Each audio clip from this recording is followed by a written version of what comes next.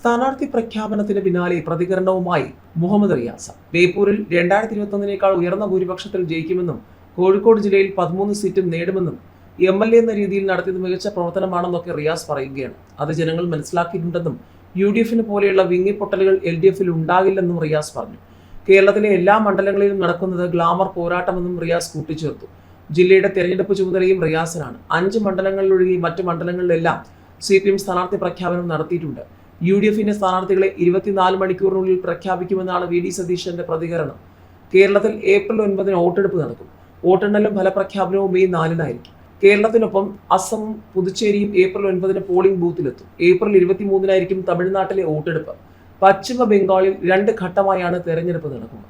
April 23 ഒന്നാം ഘട്ട തെരഞ്ഞെടുപ്പും ഏപ്രിൽ 29 രണ്ടാം ഘട്ട തെരഞ്ഞെടുപ്പ് നടക്കുമെന്ന് മുഖ്യ തെരഞ്ഞെടുപ്പ് കമ്മീഷണർ ജ്ഞാനേഷ് കുമാർ പ്രഖ്യാപിച്ചു.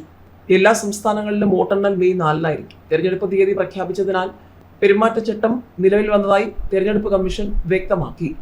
തെരഞ്ഞെടുപ്പ് പ്രഖ്യാപിച്ചതോടെ കേരളം അടക്കമുള്ള സംസ്ഥാനങ്ങളിൽ ഇനി വാശിയേറിയ പോരാട്ടത്തിനായിരിക്കും സാക്ഷ്യം വഹിക്കുക.